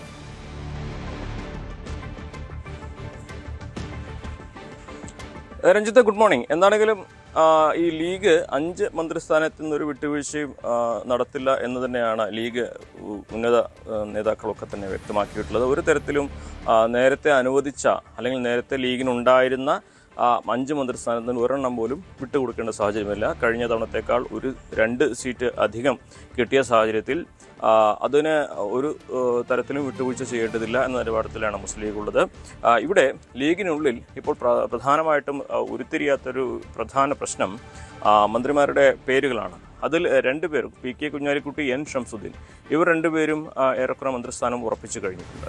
പക്ഷേ ജില്ലാ അടിസ്ഥാനത്തിൽ ഈ ഒരു പ്രാതിനിധ്യം വേണമെന്ന ആവശ്യം നേതാക്കളുടെ ഭാഗത്ത് നിന്ന്, വിവിധ ജില്ലകളിലെ നേതാക്കളുടെ ഭാഗത്ത് നിന്ന് ഉയർന്നതാണ് ഇപ്പോഴിവിടെ ലീഗിൻ്റെ തീരുമാനം വൈകാനുള്ളൊരു കാരണമായിട്ടുള്ളത്. KM ഷാജിയെ, അദ്ദേഹം കോഴിക്കോട് ജില്ലക്കാരനാണ്, കോഴിക്കോട് സ്വദേശിയാണ്, കോഴിക്കോടിൽ സ്ഥിരതാമസമുള്ള ആളാണ് അദ്ദേഹം. അദ്ദേഹത്തെ മലപ്പുറം ജില്ലയുടെ കണക്കിൽ മന്ത്രിയാക്കാനാകില്ല എന്ന് മലപ്പുറം ജില്ലക്കാരും, എന്നാൽ അദ്ദേഹം മത്സരിച്ചത് വേങ്ങരയായതുകൊണ്ട് കോഴിക്കോടിൻ്റെ കണക്കിൽ ഉൾപ്പെടുത്തേണ്ട, കോഴിക്കോട് നിന്ന് പാറക്കൽ അബ്ദുള്ളയെ തന്നെ മന്ത്രിയാക്കണം എന്നുള്ള ഒരു ആവശ്യം കോഴിക്കോട് ജില്ലയിൽ നിന്നുള്ള പ്രതികളും ഉന്നയിക്കുന്നുണ്ട്. അതുപോലെ തന്നെ എറണാകുളത്ത് നിന്ന് അബ്ദുൽ ഗഫൂറിനെ മന്ത്രിയാക്കണമെന്നൊരു ആവശ്യം തെക്കൻ മേഖലയുടെ പ്രതിനിധിയായിട്ട് അദ്ദേഹത്തെ മന്ത്രിയാക്കണമെന്നൊരു ആവശ്യമാണ് വരുന്നത്. അത് ഏകദേശം നേതൃത്വം അംഗീകരിച്ച ഒരു കാര്യമാണ് എന്നാണ് മനസ്സിലാക്കാനുള്ളത്. പക്ഷേ ഇവിടെ പ്രധാനമായിട്ട് 2 പേരുകളിൽ PK ബഷീറോ KM ഷാജിയോ, ഈ 2 പേരിൽ ഒരാൾ മന്ത്രിയാകുമെന്ന തരത്തിലേക്കാണ് കാര്യങ്ങൾ മാറിയിട്ടുള്ളത്. നേരത്തെ PK ബഷീർ മന്ത്രിസ്ഥാനം ഉറപ്പിച്ചു എന്ന തരത്തിലായിരുന്നു വാർത്തകളും അല്ലെങ്കിൽ അത്തരത്തിലുള്ള പ്രതികരണവും ഉണ്ടായിരുന്നു. പക്ഷേ ജില്ലാ അടിസ്ഥാനത്തിൽ എല്ലാവരെയും പരമാവധി പ്രാതിനിധ്യമുള്ള ജില്ലകളിൽ നിന്നുള്ള അംഗങ്ങളെ ഉൾക്കൊള്ളിക്കണമെന്ന നിർദ്ദേശമുള്ളതിനാൽ 2-ൽ ഒരാളെ KM ഷാജിയെ PK ബഷീറോ എന്ന തരത്തിലേക്ക് സാഹചര്യങ്ങൾ മാറും. അതുപോലെ തന്നെ പാറക്കൽ അബ്ദുള്ള, AKM അഷ്റഫിന് സാധ്യത, കാസർഗോഡ് സാധ്യത കുറവാണ് എന്ന തരത്തിലാണ് വരുന്ന വിവരം. പാറക്കൽ അബ്ദുള്ള അദ്ദേഹത്തിൻ്റെ പേരും സജീവ പരിഗണനയിലുണ്ട്. എന്നാണെങ്കിൽ ഇന്ന് ചേരുന്ന പാർട്ടിയുടെ പാർലമെൻ്ററി കമ്മിറ്റിയാണ് ഇക്കാര്യത്തിൽ അന്തിമ തീരുമാനത്തിലെത്തുക. ഉച്ചയ്ക്ക് 12 മണിയോടെ ഇതിൽ ധാരണയാകുമെന്നാണ് അറിയാനാകുന്നത്. PK കുഞ്ഞാലിക്കുട്ടി, N ഷംസുദ്ദീൻ എന്നിവരുടെ പേര് ഏറെക്കുറെ ഉറപ്പിച്ചു കഴിഞ്ഞിരിക്കുന്നു. V അബ്ദുൽ ഗഫൂറിൻ്റെ സാധ്യതകളും ഏറെയുണ്ട്. പിന്നെയുള്ള 2 സ്ഥാനങ്ങളിലേക്കാണ് PK ബഷീറും KM ഷാജിയും പാറക്കൽ അബ്ദുള്ളയുടെയും പേരുകൾ പരിഗണിക്കുന്നത്. എന്നാണെങ്കിലും ഇന്ന് ഉച്ചയോടെ ഇക്കാര്യത്തിലൊരു കൃത്യമായ ധാരണ എത്താൻ സാധിക്കും. ഇപ്പോൾ തന്നെ PK ബഷീറിൻ്റെ പേര് ഒഴിവാക്കിയ തരത്തിലുള്ള വാർത്തകളോട് വലിയ തോതിൽ തന്നെ വൈകാരികമായിട്ട് തന്നെ പ്രതികരണങ്ങളും പ്രവർത്തകരുടെ ഭാഗത്തും വരുന്നുണ്ട്. കാരണം PK ബഷീർ അദ്ദേഹത്തിൻ്റെ ഓരോ തവണയും അദ്ദേഹത്തിൻ്റെ കഴിവ് തെളിയിച്ചുകൊണ്ട് ഭൂരിപക്ഷം വർദ്ധിപ്പിച്ചുകൊണ്ട് മുന്നേറുന്ന ശൈലിയാണ്, അല്ലെങ്കിൽ അതിൻ്റെ ചരിത്രം അങ്ങനെയാണുള്ളത്. മാത്രമല്ല പാർട്ടി ഏൽപ്പിച്ച ഉത്തരവാദിത്തങ്ങളിലൊക്കെ പാർട്ടിയെ അഭിമാനകരമായ നിലയിലെത്തിച്ച ഒരു ചരിത്രം കൊണ്ട് അദ്ദേഹത്തിനുണ്ട്, വയനാട് പുനരധിവാസം അടക്കമുള്ള കാര്യങ്ങളിൽ. അങ്ങനെ മാത്രമല്ല സെയ്ദി സാഹിബ് എന്ന ഉന്നത നേതാവിൻ്റെ മകൻ കൂടിയായതുകൊണ്ട് അദ്ദേഹത്തിന് പാർട്ടി അർഹിക്കുന്ന ഒരു സ്ഥാനം നൽകണം, മന്ത്രിസ്ഥാനം നൽകണമെന്ന ആവശ്യം സാമൂഹ്യ മാധ്യമങ്ങളൊക്കെ ശക്തമായിട്ട് തന്നെ ഉയരുന്ന ഒരു സാഹചര്യം കൂടിയുണ്ട്. മലപ്പുറത്തിൻ്റെ ഒരു പ്രത്യേക സ്വഭാവം, ഈ ഒരു പ്രവർത്തകരുടെ വികാരമൊക്കെ നേതൃത്വത്തിന് നന്നായിട്ട് അറിയാവുന്നതാണ്.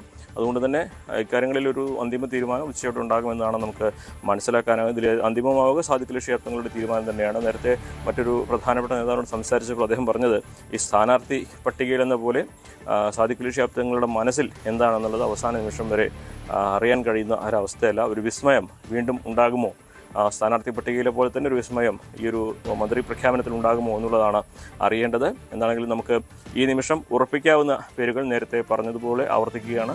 PK കുഞ്ഞാലിക്കുട്ടി, N ഷംസുദ്ദീൻ എന്നിവരുടെ പേര് ഇതിനോടകം തന്നെ ഉറപ്പിച്ചു കഴിഞ്ഞിട്ടുണ്ട്. ഇനി ബാക്കി 3 സ്ഥാനങ്ങളിലേക്ക് V അബ്ദുൽ ഗഫൂർ, അതുപോലെ PK ബഷീർ, KM ഷാജി, പാറക്കൽ അബ്ദുള്ള, ഇവർക്ക് പുറമെ മറ്റാരെങ്കിലും അവസാന നിമിഷം വിസ്മയമായിട്ട് കടന്നു വരുമോ എന്നുള്ളതാണ് ഇനി അറിയേണ്ടത്. ശരി അനുമോദ്, നമുക്ക് കാത്തിരുന്ന് കാണാം ആരൊക്കെ ആയിരിക്കും ലീഗിന്റെ ഭാഗത്ത് നിന്ന് മന്ത്രിമാർ എന്നുള്ളത്. 5ാം മന്ത്രിസ്ഥാനം ലീഗിന് കിട്ടുമോ എന്ന കാര്യത്തിലും ഉറപ്പ് ഇന്ന് ഉച്ചയോടുകൂടി ഉണ്ടാകുമെന്ന് പ്രതീക്ഷിക്കാം. ഇതിനിടയിൽ തമിഴ്നാട് മുഖ്യമന്ത്രി വിജയും വി.ഡി. സതീശൻ സർക്കാർ സത്യപ്രതിജ്ഞയിൽ പങ്കെടുക്കും എന്നുള്ള ഏറ്റവും പ്രധാനപ്പെട്ട ഒരു വിവരം കൂടിയുണ്ട്. ഏതായാലും വിജയ് കൂടി വന്നാൽ കളറാകും സത്യപ്രതിജ്ഞ എന്ന കാര്യം സംശയമില്ല. ഒപ്പം വിജയ്ക്കൊപ്പം മറ്റ് കോൺഗ്രസ് മുഖ്യമന്ത്രിമാരുണ്ടാകും.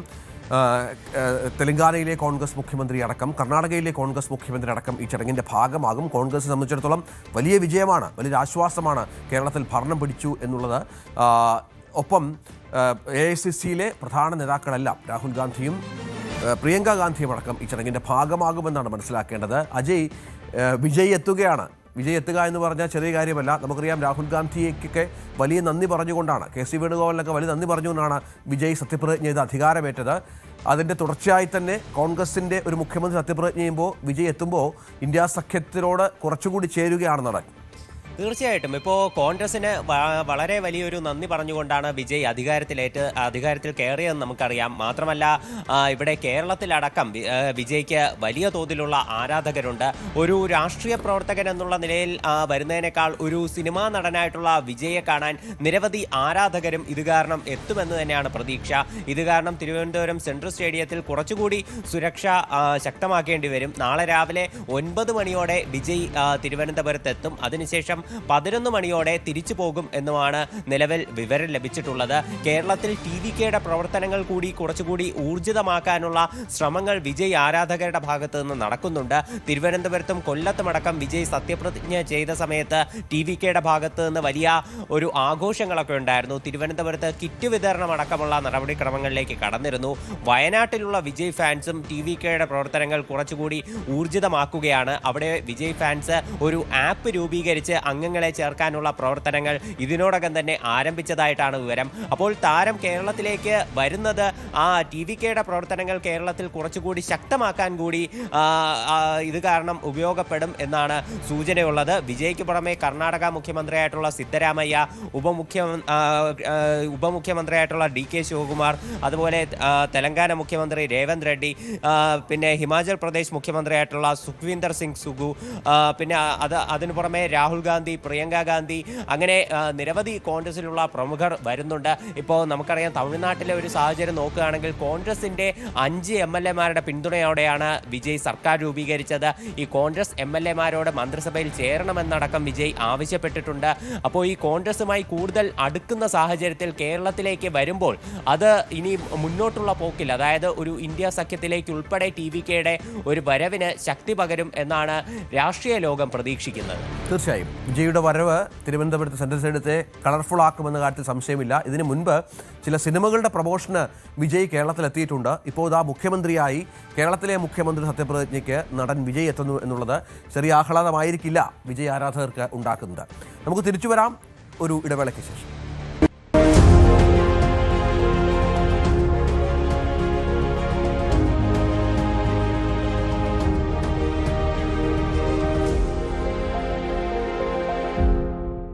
Renergy presents തുടക്കം, the swearing in ceremony. നിങ്ങൾക്കായി സമർപ്പിക്കുന്നത് Renergy Systems India Private Limited, the most trusted solar energy brand. Co-presented by Berger. Berger Paints, paint your imagination. Co-powered by UGS Gold Loan. ഇനി നിങ്ങളുടെ എല്ലാ സാമ്പത്തിക ആവശ്യങ്ങൾക്കും ഒരു വഴിയുണ്ട്. UGS Gold Loan. Special partners IIC Lakshya. Join India's #1 Commerce Institute, Indian Institute of Commerce, Lakshya. And IBIS. നല്ലൊരു career ആണ് ലക്ഷ്യമെങ്കിൽ American സ്റ്റാൻഡേർഡ്സിൽ IBISൽ പഠിക്കാം. In association with Amrit Veni hair elixir, സമൃദ്ധമായ മുടി ബയോടെക്നോളജിയിലൂടെ.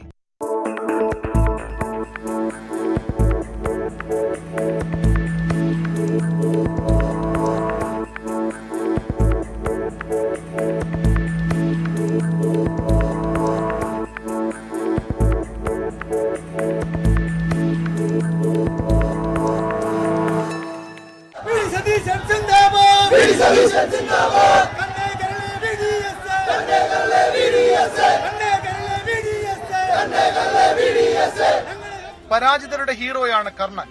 എങ്ങനെയോ വി.ഡി. സതീശന്റെയും ഇഷ്ട കഥാപാത്രമായി കർണൻ മാറി. പദവികളും അധികാര സിംഹാസനങ്ങളുമായിരുന്നില്ല അകറ്റി നിർത്തലുകളും അവഗണനയും നൽകിയ ഊർജ്ജമായിരുന്നു സതീശന്റെ മൂലധനം. തീർത്തും അർഹമായിരുന്നെങ്കിലും KSUവിന്റെയും യൂത്ത് കോൺഗ്രസിന്റെയും അധ്യക്ഷ പദങ്ങൾ സതീശനിലേക്ക് എത്തിയില്ല. ഗോഡ്ഫാദറില്ലാതിരുന്ന യുവനേതാവിനെ ഗ്രൂപ്പ് മാനേജർമാർ വെട്ടിമാറ്റുകയായിരുന്നു. തുടക്കം ഐ ഗ്രൂപ്പിൽ. രാഷ്ട്രീയ ഗുരുവായ G കാർത്തികേയനൊപ്പം സതീശനുമെത്തി മൂന്നാം ഗ്രൂപ്പിൽ. രാഷ്ട്രീയത്തിലെ നെല്ലും പതിരും ഒറ്റനോട്ടത്തിൽ തിരിച്ചറിയാൻ മിടുക്കനായ ചാണക്യൻ K കരുണാകരൻ പ്രവചന സ്വഭാവത്തിൽ പറഞ്ഞു, ഇവൻ കോൺഗ്രസിന്റെ ഭാവി വാഗ്ദാനമാണ്. സതീശനെ തിരികെ ഐ ഗ്രൂപ്പിൽ എത്തിക്കാനായിരുന്നു ലീഡറുടെ ശ്രമം. വാഗ്ദാനം നൽകിയത് യൂത്ത് കോൺഗ്രസ് അധ്യക്ഷ പദവി. ഇതിലും വലിയ പദവി ലഭിച്ചാൽ ഞാൻ തിരികെ പോകണമോ എന്ന ലീഡറുടെ ദൂതനോട് സതീശൻ ചോദിച്ചത്രേ. സ്വതസിദ്ധമായ ചിരിയായിരുന്നു ലീഡറുടെ മറുപടി. ഗ്രൂപ്പ് കളികളിലും അവഗണനയിലും മനമെടുത്ത് ഒരിക്കൽ സജീവ രാഷ്ട്രീയം തന്നെ അവസാനിപ്പിച്ചതായിരുന്നു VD സതീശൻ. ഹൈക്കോടതിയിൽ മുഴുവൻ സമയ അഭിഭാഷകനായി തിരികെ വന്നത് AK ആന്റണിയുടെ നിർബന്ധപ്രകാരം. ഇടതുകോട്ടയായിരുന്ന പറവൂരിൽ 96-ൽ പോരാടി വീണു. 2001-ൽ ജയം. പിന്നീടുള്ളത് ചരിത്രം. സ്കൂൾ കാലം മുതൽ മികച്ച പ്രസംഗകനായിരുന്നു സതീശൻ. നിയമസഭയിലെത്തിയതോടെ കോൺഗ്രസിന്റെ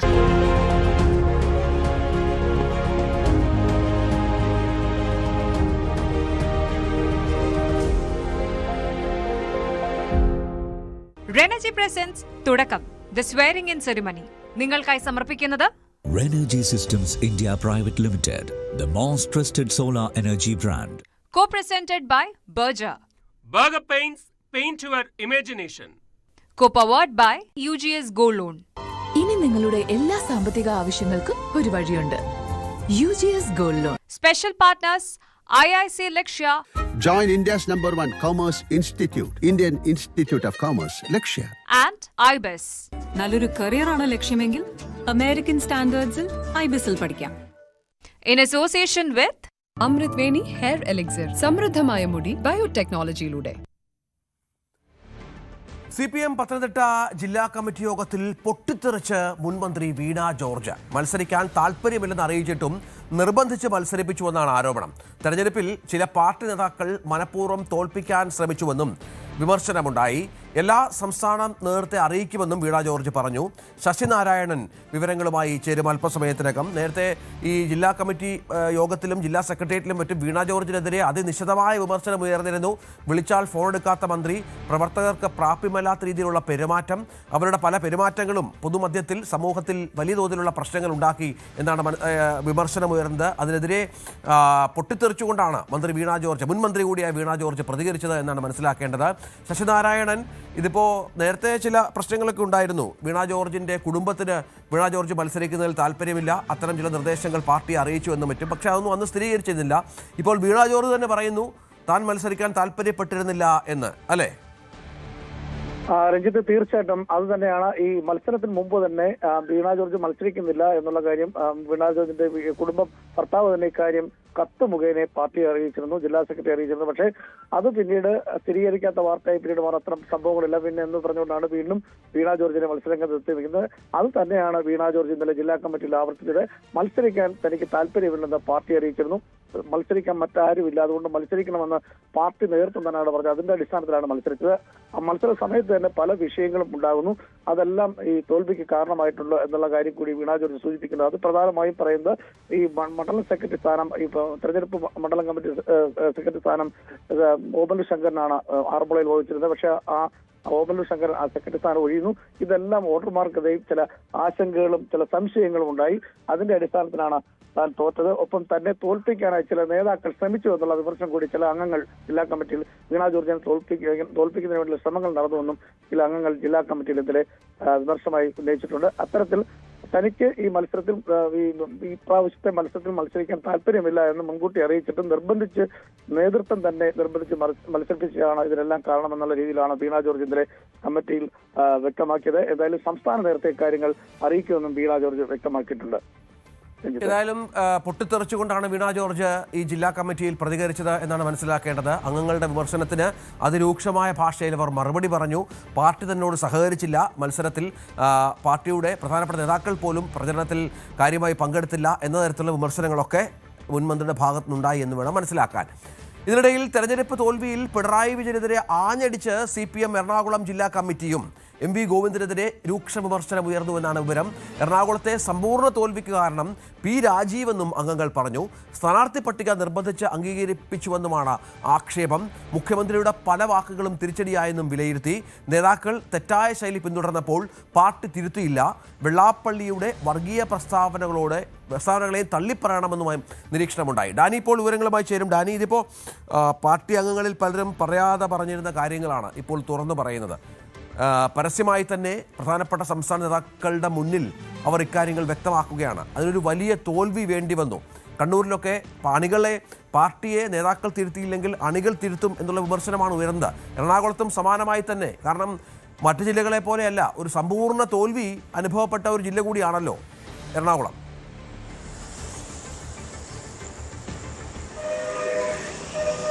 രഞ്ജിത്ത്, എറണാകുളം ജില്ലയ്ക്ക് പൊതുവിലൊരു UDFിൻ്റെ കോൺഗ്രസിൻ്റെ ആധിപത്യമുണ്ട് എന്ന് പറയുമ്പോഴും പരിപൂർണമായി ഒരിക്കലും എറണാകുളം ജില്ല അങ്ങനെ അടിയറവ് പറഞ്ഞിട്ടില്ല എന്നത് ഏറ്റവും ശ്രദ്ധേയമായൊരു കാര്യമാണ്. എപ്പോഴും ചെറുത്തുനിൽപ്പിന് കഴിഞ്ഞിട്ടുണ്ട് ഇടതുപക്ഷത്തിന്. പക്ഷേ ഇത്തവണ അതൊന്നും ഉണ്ടായില്ല.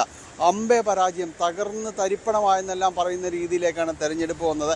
എല്ലായിടത്തും വലിയ ഭൂരിപക്ഷത്തിൽ തന്നെ UDFിനോട് തോൽക്കേണ്ടി വന്നൊരു സാഹചര്യമാണ് ഉണ്ടായത്. അപ്പോൾ അതിൻ്റെ കാര്യകാരണങ്ങൾ തികയുന്നത് സ്ഥാനാർത്ഥി നിർണയം മുതൽ തന്നെ പുകഞ്ഞു തുടങ്ങിയതാണ്. ഇതൊരു ഏകാധിപത്യ പ്രവണതയോടെ, ഏകാധിപത്യ ശൈലിയോടുകൂടിയാണ് ഈ ജില്ലയിലും കാര്യങ്ങൾ മുന്നോട്ട് കൊണ്ടുപോകുന്നത്. അത് പ്രത്യേകിച്ച് പി രാജീവിനെതിരെ, മന്ത്രി പി രാജീവിനെതിരെ, കേന്ദ്ര കമ്മിറ്റി അംഗമാണ്, അദ്ദേഹത്തിനെതിരെയുള്ളൊരു കുറ്റപ്പെടുത്തൽ തുടക്കം മുതലുള്ളൊരു അടക്കം പറച്ചിൽ എല്ലായിടത്തും തന്നെ ഉണ്ടായിരുന്നു. പല സ്ഥാനാർത്ഥികളെയും അടിച്ചേൽപ്പിക്കുന്നൊരവസ്ഥയിലേക്ക് വന്നു. അർഹരായ പലരെയും തന്നെ ഒഴിവാക്കപ്പെടുന്നു. അതുപോലെ ഉയർന്നു വരുന്ന, മുന്നോട്ട് വരേണ്ട ആളുകളെ അവരെല്ലാം തന്നെ വെട്ടി ഇല്ലാതാക്കുന്നു. ഒരു ഏകാധിപത്യ ശൈലി എന്നതെല്ലാം തന്നെ പുറമേ പറച്ചിലുണ്ടായിരുന്നെങ്കിൽ ഇപ്പോൾ 2 ദിവസം ഇന്നും സെക്രട്ടേറിയറ്റും ജില്ലാ കമ്മിറ്റി തുടരുന്നുണ്ട്.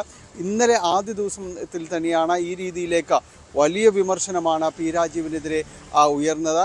അതോടൊപ്പം സെക്രട്ടേറിയറ്റിലാണ് രൂക്ഷമായ വിമർശനം രാജീവിന് നേർക്ക് എഴുന്നേറ്റ് നിന്ന അംഗങ്ങൾ പറഞ്ഞു തുടങ്ങിയത്.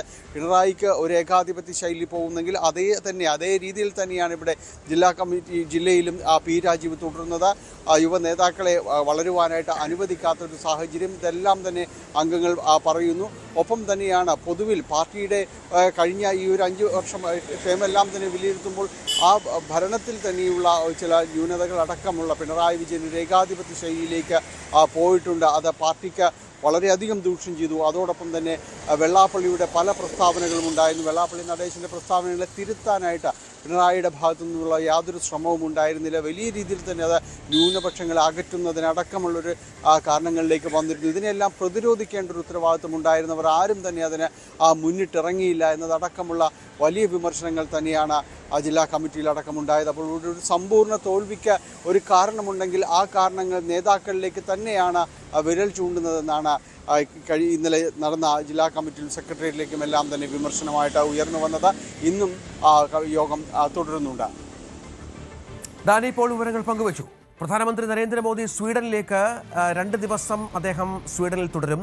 യൂറോപ്യൻ യൂണിയനുമായി സ്വതന്ത്ര വ്യാപാര കരാർ ഒപ്പിട്ട ശേഷം ഇരു രാജ്യങ്ങളും തമ്മിലുള്ള ബന്ധം കൂടുതൽ ശക്തിപ്പെടുത്തുകയാണ് ലക്ഷ്യം. പ്രധാനമന്ത്രിയുടെ ബഹിരാഷ്ട്ര സന്ദർശനത്തിൻ്റെ ഭാഗമായാണ് സ്വീഡൻ സന്ദർശനം വരുന്നത് എന്നാണ് മനസ്സിലാക്കേണ്ടത്. ഗോതൻബർഗിലെത്തുന്ന പ്രധാനമന്ത്രിക്ക് പ്രത്യേക സ്വീകരണവും ഒരുക്കിയിട്ടുണ്ട്. ഇന്നലെ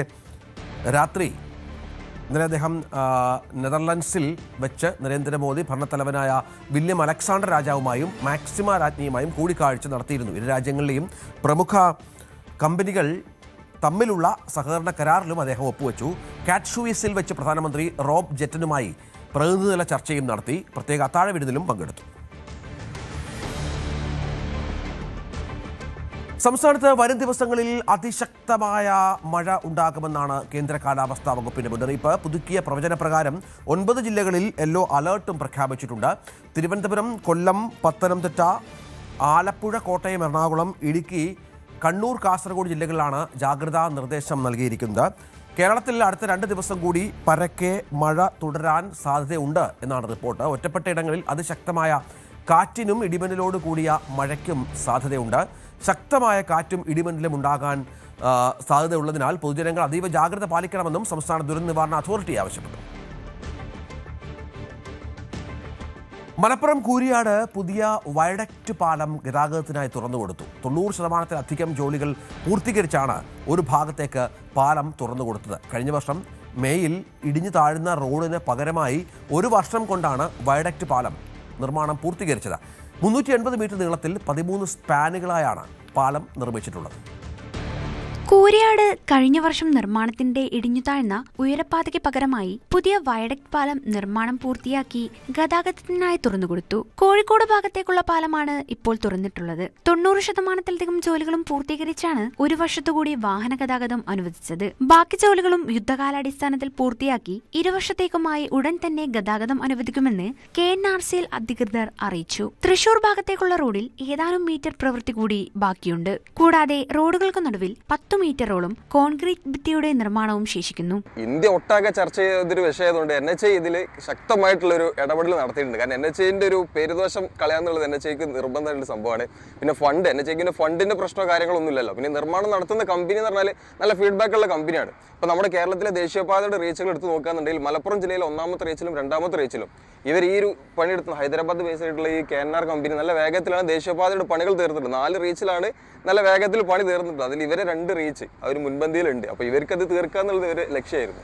കൂരിയാട് അടിപ്പാത മുതൽ കൂരിയാട് തോടിനു മുകളിലെ ആദ്യ പാലം വരെ 380 മീറ്റർ നീളത്തിലാണ് പുതിയ വയഡക്റ്റ് പാലം നിർമ്മിച്ചിട്ടുള്ളത്. 13 സ്പാനുകളും അവയിലായി 24 തൂണുകളുമുണ്ട് പാലത്തിന്. ഒരു സ്പാനിന് 30 മീറ്ററാണ് നീളം. ഇരുഭാഗത്തേക്കും 3 വരെയുള്ള 2 ഭാഗങ്ങളായാണ് പാലം നിർമ്മിച്ചത്. 2025 മെയ് 19-നാണ് കൂരിയാട് നിർമ്മാണത്തിലിരിക്കെ 6 വരി പാത തകർന്നത്. ഇരുഭാഗത്തും ഭിത്തി കെട്ടി ഇതിൽ മണ്ണു നിറച്ച് നിർമ്മിച്ച ഉയരപ്പാതയ്ക്ക് 40 അടി ഉയരമുണ്ടായിരുന്നു.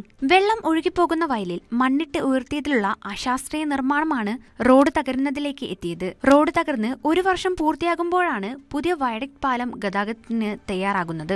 ന്യൂസ് 18 മലപ്പുറം. ഇടുക്കി മൂന്നാർ പോലീസ് സ്റ്റേഷനിലെ ഒരു പിറന്നാൾ ആഘോഷം ഇപ്പോൾ സോഷ്യൽ മീഡിയയിൽ വൈറലാണ്. സ്റ്റേഷനിൽ സഹായിയായി സേവനമനുഷ്ഠിക്കുന്ന കുട്ടിയമ്മയുടെ പിറന്നാളാണ് പോലീസുകാർ അവിസ്മരണീയമാക്കിയത്. ഒരു കേസിന്റെ വിവരം അന്വേഷിക്കാൻ എന്ന രീതിയിൽ കുട്ടിയമ്മയെ വിളിച്ചു വരുത്തിയായിരുന്നു പിറന്നാൾ സർപ്രൈസ്. കഴിഞ്ഞ ദിവസമായിരുന്നു മൂന്നാർ പോലീസ് സ്റ്റേഷനിലെ അടുക്കളയിൽ സേവനമനുഷ്ഠിക്കുന്ന കുട്ടിയമ്മയുടെ 52ാം പിറന്നാൾ. സോഷ്യൽ മീഡിയയിലൂടെ വിവരം മനസ്സിലാക്കിയ ഉദ്യോഗസ്ഥർ തങ്ങൾക്ക് ഭക്ഷണമൊരുക്കുന്ന ആൾക്ക് അപ്രതീക്ഷിത പിറന്നാൾ സമ്മാനം ഒരുക്കുകയായിരുന്നു. പിറന്നാൾ കേക്ക് തയ്യാറാക്കി വെച്ച ശേഷം ഒരു കേസിന്റെ വിവരം അന്വേഷിക്കാൻ എന്ന രീതിയിൽ കുട്ടിയമ്മയെ വിളിച്ചു വരുത്തി. ഇവരുടെ ബന്ധുവായ ഒരു യുവാവിനെയും സുഹൃത്തിനെയും സ്റ്റേഷനിലേക്ക് വിളിച്ചു വരുത്തിയിരുന്നു.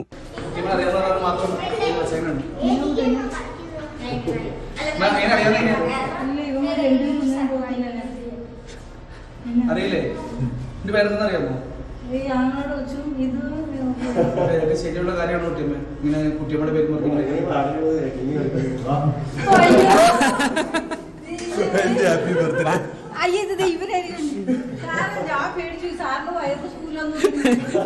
ഞാൻ പറഞ്ഞ സാറ് കരിപ്പില്ല വയറ് സ്കൂല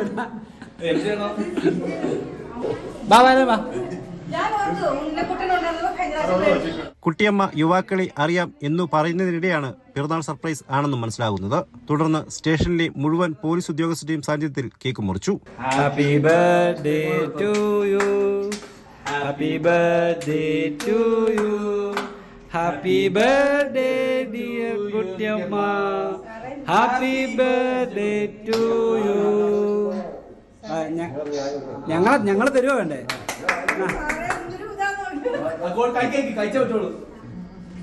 തന്റെ ജീവിതത്തിൽ ഇങ്ങനെയൊരു പിറന്നാളാഘോഷം ഉണ്ടായിട്ടില്ലെന്ന് കുട്ടിയമ്മ പറയുന്നു. ഇതുപോലത്തെ ഒരു ബർത്ത്ഡേ ആഘോഷിച്ചിട്ടേ ഇല്ല. അപ്പൊ വെറുതെ ഇന്നലെ ഞാൻ ഒരു സ്റ്റാറ്റസ് ഇട്ടായിരുന്നു, എന്റെ പിള്ളേർക്ക് സന്തോഷമാകട്ടെ എന്ന് ഓർത്ത്. എന്നിട്ട് ഞാൻ തന്നെ ചിരിച്ചു.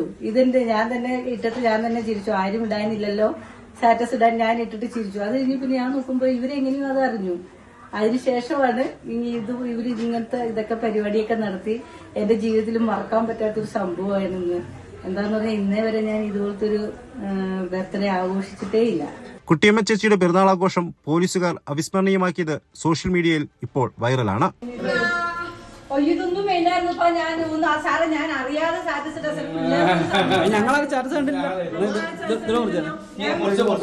പിള്ളേർക്ക് ഒരു സന്തോഷമാകട്ടെ എന്ന് ഓർത്തു സാറേ. അതിന് മൊത്തം സാറേ നെല്ല് ജിനോട്ട വാടാ. ന്യൂസ് 18 ഇടുക്കി. അപ്പോൾ നമുക്ക് രാവിലെ പൂർത്തിയാക്കാനുള്ള സമയമാണ്. ഇനി കൂടുതൽ വാർത്താ ബുള്ളറ്റിൻ ഉണ്ടാകും. മന്ത്രിസഭാ രൂപീകരണവുമായി ബന്ധപ്പെട്ട കൂടുതൽ വിവരങ്ങൾ പ്രേക്ഷകരിലേക്ക് എത്തിക്കും. അപ്പോൾ നമസ്കാരം.